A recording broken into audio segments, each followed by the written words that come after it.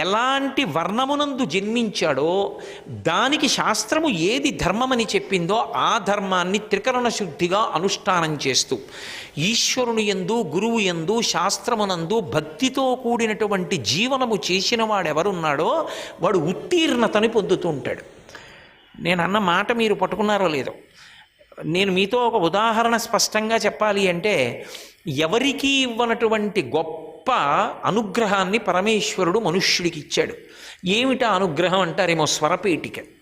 ఏ ప్రాణికి లేదు, స్వరపేటిక ఒక్క మనుష్యునికే ఉంది, కంఠంలో పెట్టాడు. ఉంది కాబట్టి మాట్లాడగలరు. కొంతమంది మాటలు ఉద్వేగం పుట్టిస్తాయి, కొంతమంది మాటలు శాంతినిస్తాయి.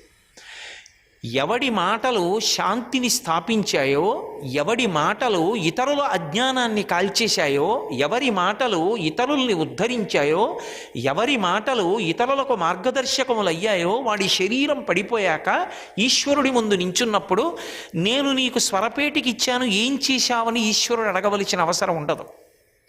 తానిచ్చిన దానిని సక్రమంగా ఉపయోగించాడు కాబట్టి ఇప్పుడు ఈశ్వరుడు వచ్చే జన్మలో ఇంతకన్నా ఎక్కువ పాండిత్యాన్ని, ఇంతకన్నా ఎక్కువ అనుష్ఠాన బలాన్ని, ఇంతకన్నా ఎక్కువ తృప్తిని, ఇంతకన్నా ఎక్కువ ఆరోగ్యాన్ని, ఇంతకన్నా ఎక్కువ దీర్ఘాయుర్దాయాన్ని, ఇంతకన్నా ఎక్కువ స్వరపేటిక బలాన్ని ఇచ్చి పంపుతాడు.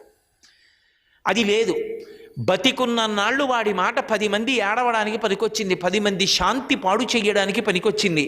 మళ్ళీ ఎందుకు ఇవ్వాలి ఈశ్వరుడు? ఇస్తాడా? ఇవ్వడు. అది ఉత్తీర్ణత, పతనము అని 2 మాటలు. ఇంకా పైకి ఎక్కించాలా ఎక్కించకూడదా అన్నదానికి ఈశ్వరుడు ఇచ్చిన దాన్ని శాస్త్రము ప్రకారము ఉపయోగించుకున్నావా లేదా? స్వరపేటికి ఒకటే ఇవ్వడు, దానితో పాటు శాస్త్రాన్ని ఇచ్చాడు, నువ్వు దీన్ని ఇలా ఉపయోగించవలసి ఉంటుందని. అందుకే మాటకున్నన్ని నియమాలు శాస్త్రంలో దేనికి లేవు. సత్యం బ్రూయాత్, ప్రియం బ్రూయాత్, న బ్రూయాత్ సత్యమప్రియం, ప్రియంచనానృతం బ్రూయాత్, ఇన్ని నియమాలు చెప్పింది మాటకి. అలా మాట్లాడవలసి ఉంటుందని చెప్పింది. వాక్కు అగ్నిహోత్రం.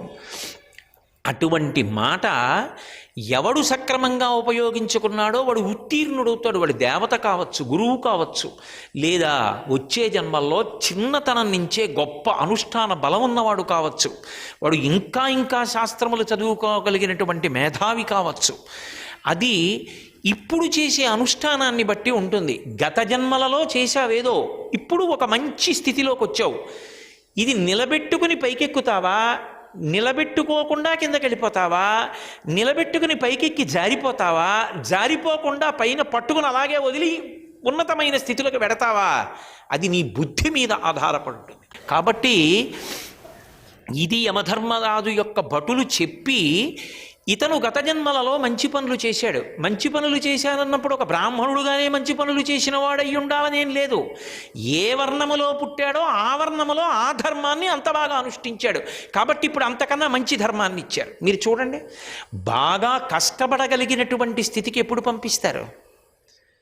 వీడు ఓర్చి చేస్తాడు, వీడికి యజమాని మీద ఆ నమ్మకం ఉంది, యజమాని మీద గౌరవం ఉంది. అందుకే ఎంత కష్టపడైనా సరే ఆ పని సాధిస్తాడంటేనే ఆ పనిలో పెడతారు. కష్టంతో కూడుకున్న జీవితం బ్రాహ్మణుడి యొక్క జీవితం. సూర్యోదయాత్పూర్వం లేచి సంధ్యావందనం చేయాలి, సూర్యాస్తమయం అవుతుంటే సంధ్యావందనం చేయాలి. ఓ అన్నం తినేటప్పుడు నియమం ఉంటుంది, ఓ పడుకుంటే నియమం ఉంటుంది. తాను చదువుకోవాలి, తాను చెప్పాలి, తాను తృప్తిగా బతకాలి. అది వాడికే లేనివాడు ఎవరికి ఆదర్శంగా నిలబడగలడు? అలా నిలబడేటటువంటి జన్మలోకి పంపాలి అంటే వాడు గత జన్మలలో ఏదో చేసినవాడు అయి ఉండాలి కదా.